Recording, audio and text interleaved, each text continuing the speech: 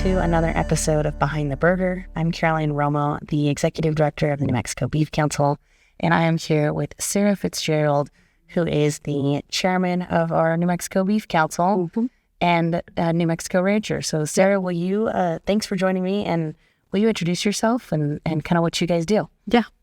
Well, my husband, Jimmy, was on a few episodes before, and of course, this will be a contest, so we'll see who wins out on that. But no, we have a little grow yard in Fort Sumner, New Mexico. We also do cow-calf, some custom feeding, and we always joke and say it's, kind of anything to make a buck. We've got some Airbnbs, a little bit of everything. So, yeah.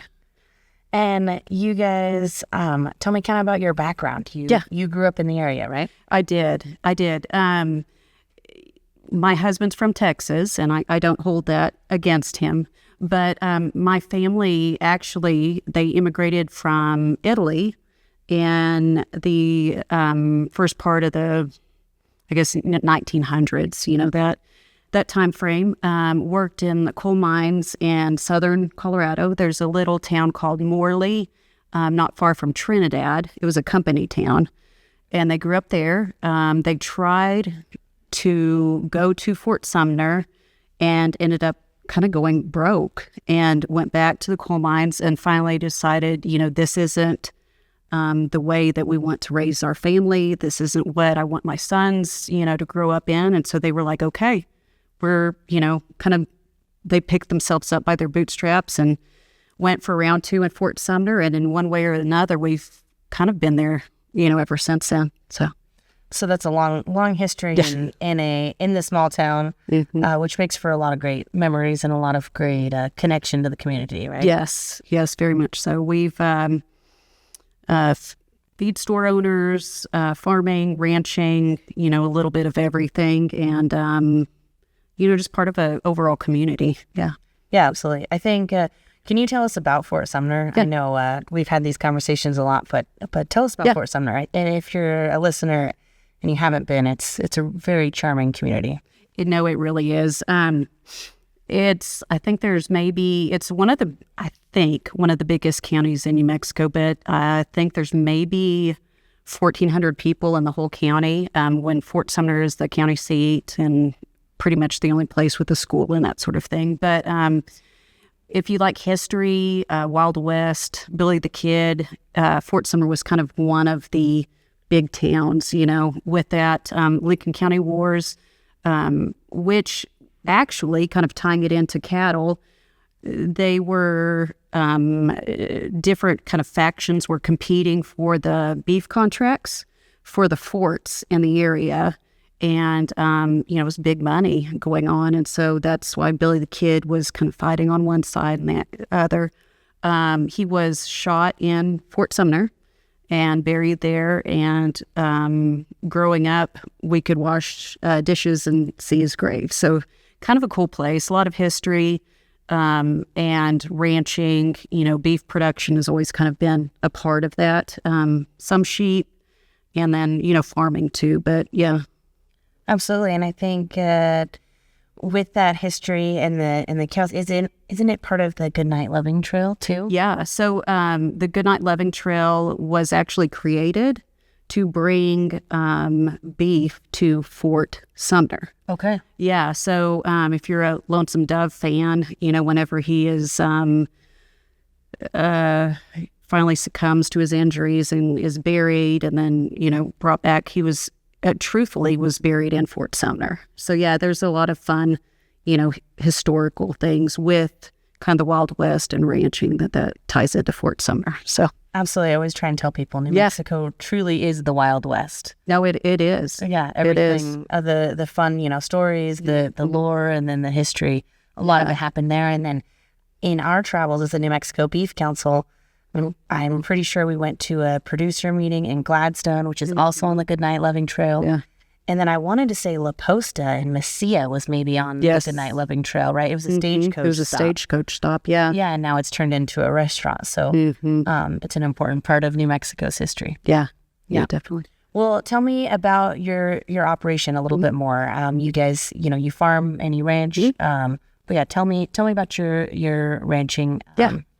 So we have, a history in Fort Sumner, family history, but Jimmy and I are actually kind of first-time ranchers. We've bought into everything we have and built it, which causes, some heartache. But, anything worth having is worth working for, too. But, yeah, we raise alfalfa and corn in the Pecos River Valley, which it's a really neat, I think it's a little spot of heaven because you kind of, with New Mexico, there's such a differing topography, weather patterns, land masses, that sort of thing. But there's just this little valley that is flood irrigated by the Pecos River, and it is green and lush, and it's a neat little area. So we farm there, and we also have a little grow yard. We initially created it. It's a very efficient way for us to wean our calves. Nothing is really close in New Mexico, or at least, in our part of the world. So, our ranches are like an hour and a half, 45 minutes away. And so we're able to kind of keep eyes on them. And then we also, do cow-calf operations, some stalkers, depending on cattle or the price of calves that year. So, yeah. When you talk about a grow yard, oh, yeah. And, there's differences, right? So we have ranching and we have different types of ranching, and then you have grow yards and feed yards. Can you kind of explain a grow yard? I could try, but I know. Well, and I mean, you could say it's a feed yard, but my husband Jimmy is always like, it's not that big, so we call it a grow yard. But it's a more efficient way for us to feed. But you kind of think of a feedlot as, or grow yard, or whatever you want to call it, as just part of the life cycle of whether it be the animal or the life cycle in kind of the feeding cycle there. For us, we might wean, in the grow yard, but two, calves may come in and you're wanting to get them, from a certain so many pounds to so many pounds in a very efficient manner. So it's kind of a way that we can, two, maybe we may not have gotten as much rain in one area, and we can kind of move things back and forth. So yeah, it's just kind of part of our overall operation, if that makes sense. Yeah, and some of the things that I think kind of differentiate, like a grow yard, is often the younger animals, the calves, right? And the feed yard is maybe where you would finish an animal, right? And they go to the maybe that might be that I think sometimes the most tricky. Yeah. And then I think it's an important to understand too. It's when you guys are weaning those calves and keeping a closer eye on them. I always to go to the goal of the podcast of knowing the work and the effort that goes in. When there's calves in the grow yard, Sarah can't leave town. Oh, right? yeah. Jimmy can't leave town. It's not happening. You hear the calves bawling in the background of every phone call. Yeah. Because it's a place where you're keeping track of maybe they would have been high maintenance on a ranch, right? So now they're closer together. You can keep them safe and get them growing and right in a controlled environment. Yeah, and a misconception, I think, about whether it be a grow yard or feed yard is maybe level of care. And then also, like, we're certified natural, source verified, all these things. And so all of our feed labels are audited. And so there's a lot of different types of ways to, feed beef, if that makes sense. Yeah, absolutely. And the level of care is extremely high. Yes, very much so. Well, and I think that kind of is a good segue into what is your role in the operation? Yeah. What are some of the things you have to do on a day-to-day basis? Yeah. So I'm not reading anything, so I don't have readers, but I sit behind a computer every day. So hence the need for the readers. When Jimmy and I first started, we just ran, a few pairs, maybe a bull or two. And then whenever we're like, okay, this is going to be our full-time, gig, we got to the point where we had to be a lot more deliberate about our numbers. I actually have a background in marketing and PR, which I enjoy, using some of that with the Beef Council. But I went back and took accounting classes, and we pay attention to profit and loss statements, budget versus actuals, that sort of thing. And then also with our operation, we also have a truck and that we run mainly our hay, but then also as far as if we sell calves, we may use that instead of contracting out, take care of all of that compliance items, and then billing, and then also with our IMI, certifications. So I handle all those audits too. So it's not as romantic, as being horseback, but it's a very important part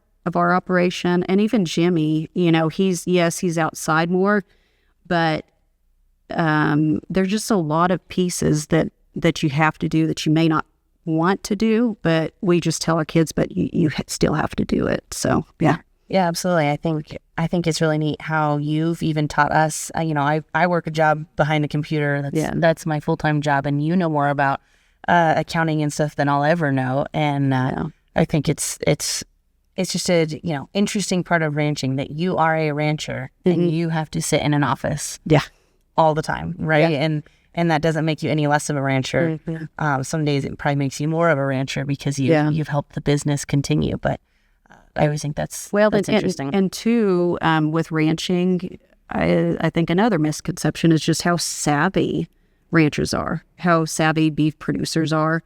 Because if you're not, if you may not end up, it's just you have to pay attention to your P's and Q's, if that makes sense. So absolutely, the margins are so thin, yes, that you have to be careful and paying attention. So even though you are, working in an office, can we talk about the land and how the environment impacts how you guys ranch? Yeah, most definitely. At least in our part of Mexico, and I think as a whole,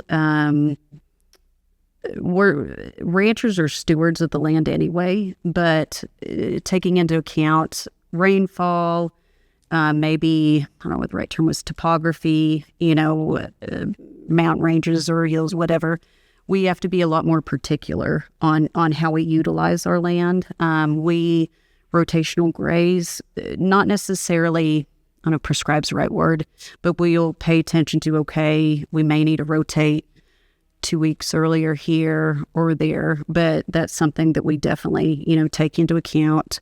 We're pretty traditional as far as everything's done horseback, of course, feed trucks and that sort of thing. But, some places that you have to be, it's easier to be horseback than otherwise. So, absolutely. So just at the very base of ranching in New Mexico, I was explaining to someone recently, and I didn't realize how, as simple of an idea it might be, but how unknown of a thing it is. So when you're ranching in New Mexico, you are waiting for native grasses and natural rainfall to grow in order to feed those cattle. And so that goes back to why you have the grow yard, to have more predictability in certain times. But I think that's just an important background. At the very basis of it, a rancher is hoping for rain so that native grasses can come. And when you do rotational grazing, that means, there was less rain here, so those that's that 2 weeks early, right? Or anything like that. And I just wanted to say that because just at its simplicity, it's natural rainfall and native grasses, and it's not like you're running out on horseback throwing seeds out hoping necessarily, right?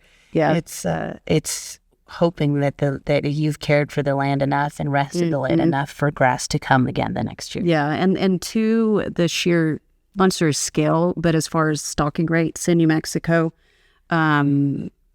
you're depending on natural tendencies and characteristics of your land. At least in our area, there's a lot more warm weather grasses than cool weather, and so that's something that we'll take into account. It helps as far as hay that we may not sell to dairy or other ranches, that sort of thing, that allows us maybe an avenue. We'll feed it, out on the ranch or that sort of thing if we can't sell it for a premium otherwise. So what is something you are looking for to know when you can move on to the next pasture? Certain things, like we really don't want much trampling, around waters, that sort of thing. We'll pay attention to that. Sometimes, quite frankly, as far as on cow patties, certain characteristics with that. But two, based upon, say, the time of the year, there are certain grasses that we, notice they may be a little lower than they need to be, that sort of thing. There may be, and I've been to, regenerative grazing classes and courses and that sort of thing. And it's great, but at least for our operation, it's more of a hands-on than, a formula, if that makes sense. Yeah, and you mentioned stocking rate, and stocking rate would mean how many head of cattle per acre.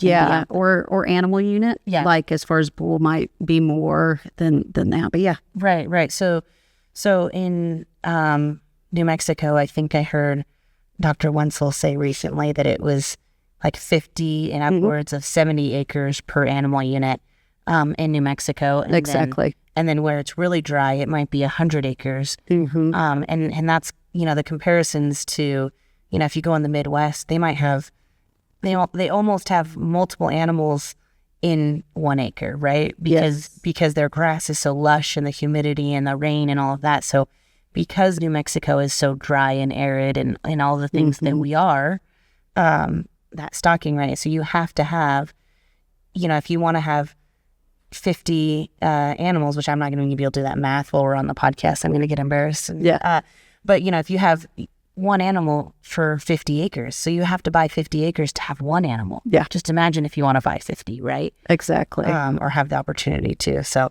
yeah, that's a really important part of New Mexico's landscape. What would you say is one of the biggest challenges you face in your ranch? For us, I say starting out, we're purchased or built everything that we have, is just the sheer cost of all of your input, especially nowadays with the way, beef prices, cattle prices are. I've heard a lot of comments on social media about all those rich ranchers, and it's not necessarily, it's not the case, because your input costs are so high that you really have to pay attention to that and make sure that, okay, yes, did I really make this amount? Because all of the cost that it took, to get to that point. Yeah, absolutely. We talked about it a long time in the last podcast about, everything costs more money nowadays. Yeah. Everything. The feed truck costs more money. The horse. Yes. That you we were just talking about that. Yeah. Horses are expensive nowadays. Everything has, a higher price tag. And so when you see cattle prices go more up, or even if you see it at the grocery store that beef is more expensive. Yeah. If you think about life being more expensive and everything we have to go, all of the inputs into it, we even were working on kind of a comparison of what the inflation is. Well, the price of beef now versus 10 years but the price of your coffee cup for 10 years ago and all of the things that have increased in price. And so we understand, nobody wants super expensive groceries. Yeah. We hope everyone can feed their families in an affordable way. And we have to understand everything is expensive now. Oh, yeah. And even New Mexico, as far as real estate, ranch real estate, that sort of thing. With a lot of people will buy and flip things, which is great. And that's a wonderful way, to make money and that sort of thing. But for people that are wanting to utilize the land to, raise animal or long term, it's created some difficulties on, getting in. And another viable option is leasing land, which a lot of the places that we have, we've got that as well. So it's forced us to pay attention to our P's and Q's once again. So yeah, absolutely. And if we go back to the lingo or the jargon of the stocking rate and the animal units, nowadays you hope you can get, I think, from what I understand, land under 15,000 an animal unit. And if it's 10,000 an animal unit, you're getting a good price. Yeah. But most things are priced at 20,000 and more per animal unit right now. Yeah. And so, you have, again, just more high input costs. Yeah, no, it is. And for us, what we've seen, at least recently, is as far as the price of land on being able to cash flow it. Say if you have to get a loan on doing that, farmland, we're still able to cash flow that. So maybe we invest in that, which we can then use, to put our calves out or steers out on wheat or, that sort of thing. That's, part of our overall operation. But it's important to realize that, well, maybe you can't buy this, but you can buy this or you can lease this. There's a lot of options for people wanting to, start out. So as long as you are adaptable, right? Yes. No, exactly. Yeah. What is something that you're excited about in your operation right now, or something that makes you proud? The past few years, this year, of course, yes, it's great. Cattle prices were wonderful.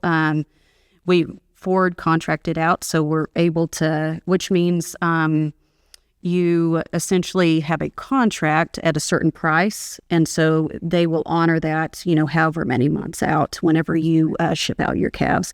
So that was great, but the past few years were, a little tough. But one of the joys, one of the rewarding things about ranching, and I think in New Mexico too, is just family. I work with my husband every single day, which isn't the easiest, but now I know we can get through anything.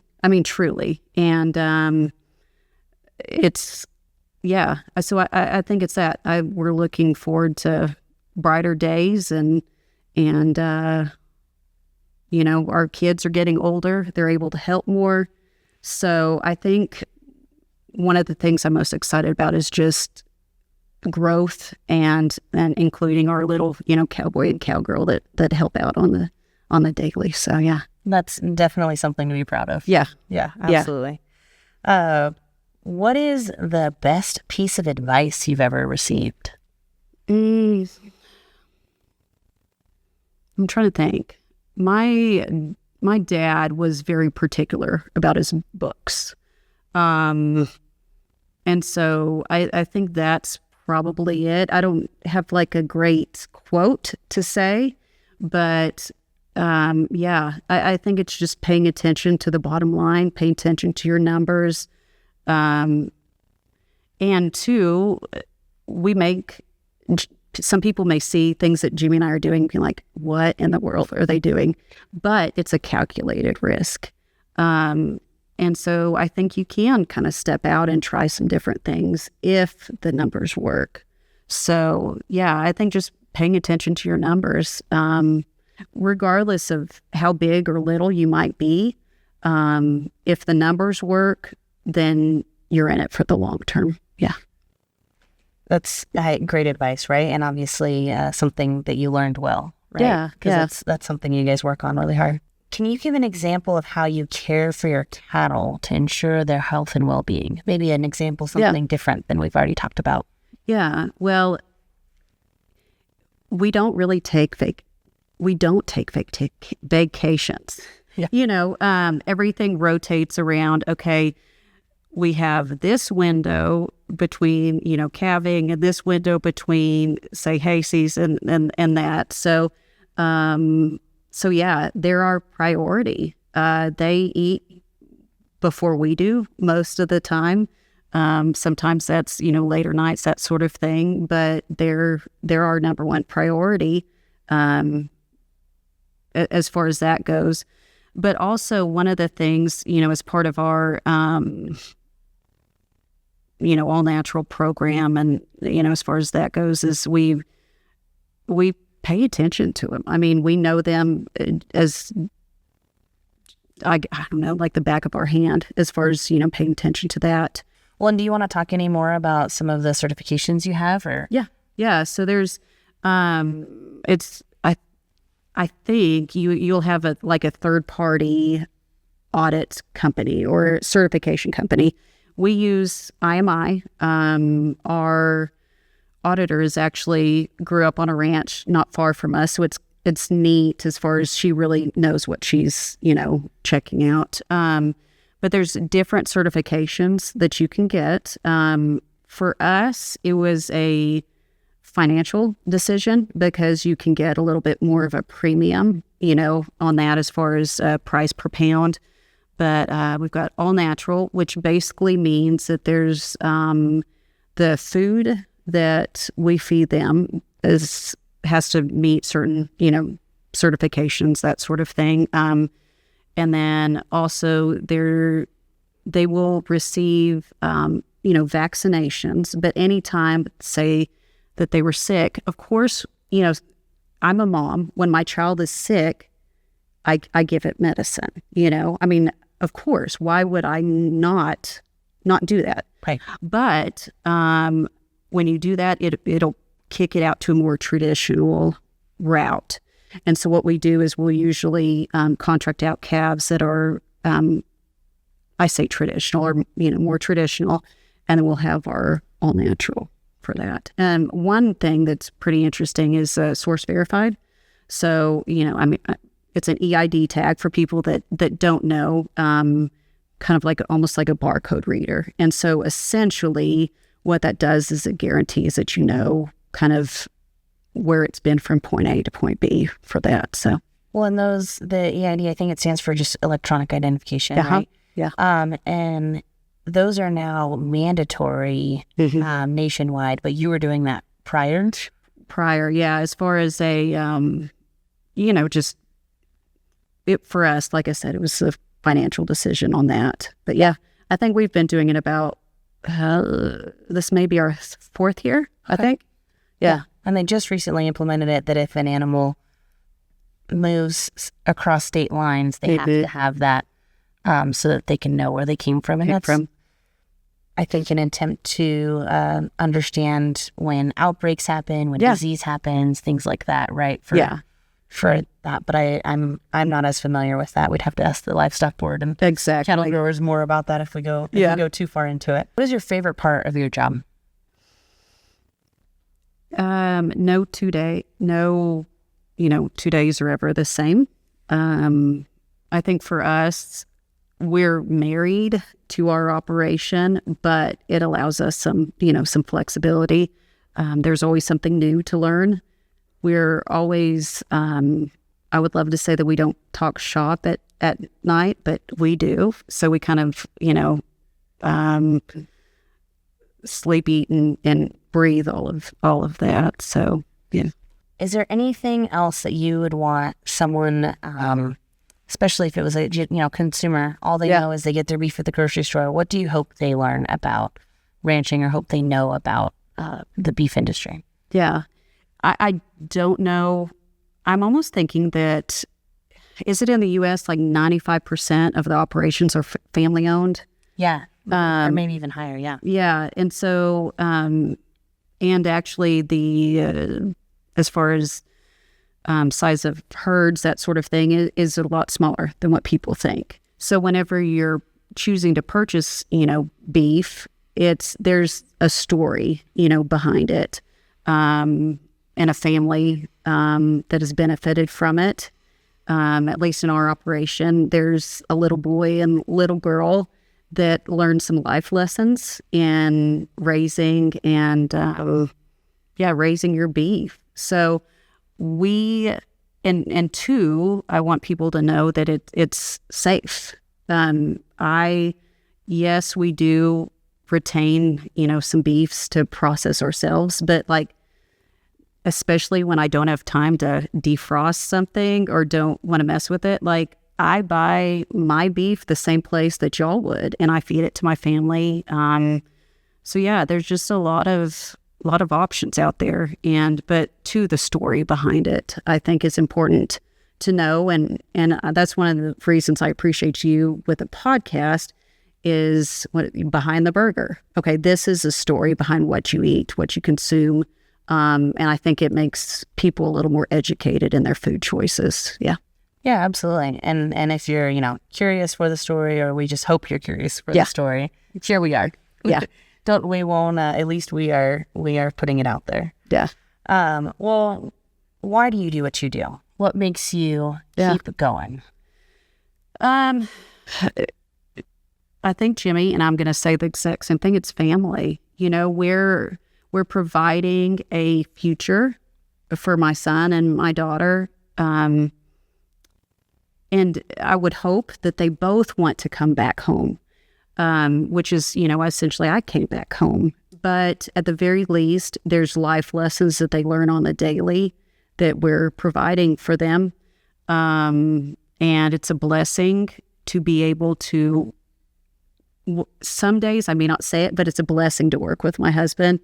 I think there's a closeness that we get to, have that not many, may have. And then two, just for me, it's almost a spiritual thing, As a believer, I think we're tasked to care for God's creation, and that's something that that I'm honored, that our family gets to do. So, yeah.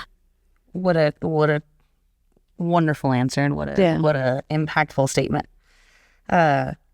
What is a piece of advice you'd give someone that might want to follow in your footsteps? Yeah, you can do it. I mean, truly, yes, our family has a long history in ranching in New Mexico and, that sort of thing, but we just didn't have the flexibility to inherit something. So it can be done. And there's, is it Sile's pasture? Sile pastures. Yeah. I just think they are the coolest ever. Was he a chef?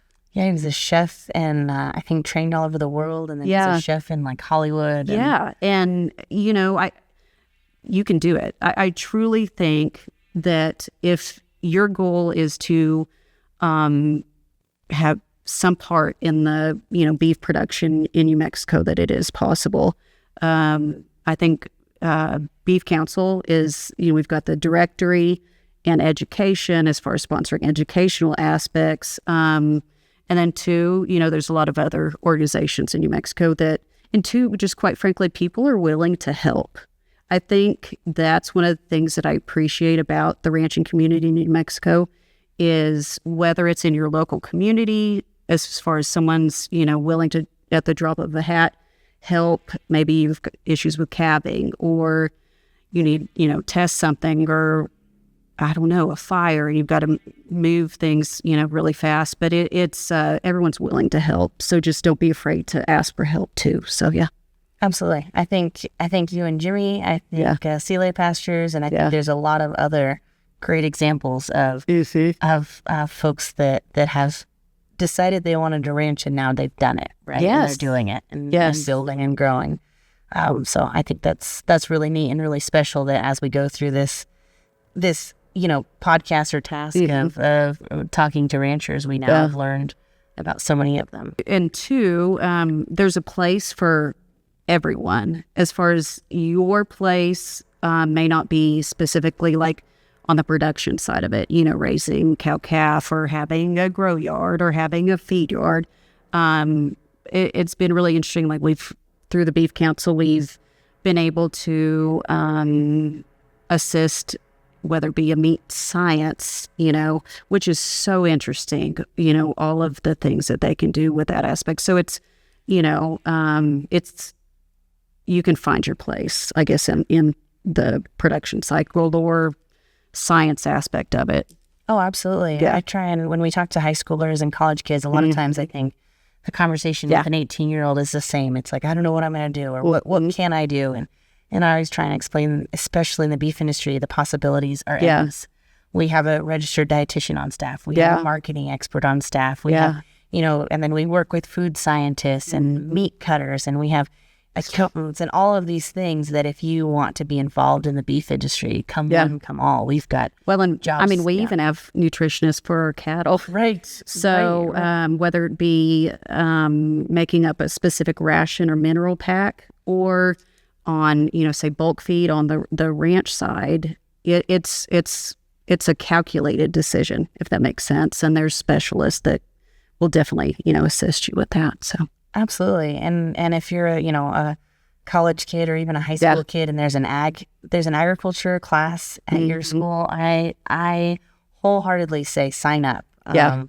I grew up, showing 4-H and having horses, but I didn't understand, agriculture necessarily, commercial agriculture, until I went to college and I figured out I could take a beef management class and have a class about cows. And it's like, what? How is this a thing? And then, my love and hope to work in the industry grew from there. And so if there's a class you need an elective, sign up for an animal science class. Yeah. Sign up for, the agriculture class or FFA program at your high school.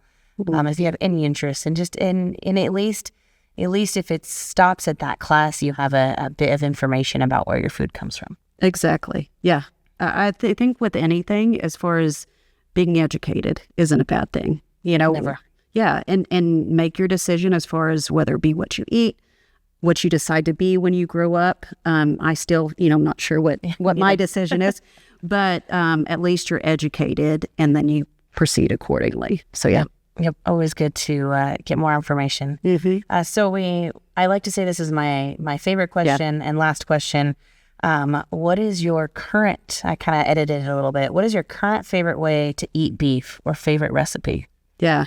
So as we're coming up to Christmas, my dad's family, Italian, so we always have homemade spaghetti, meatballs, sauce, that sort of thing for Christmas Eve. And they've done that for, I don't know. I mean, wow.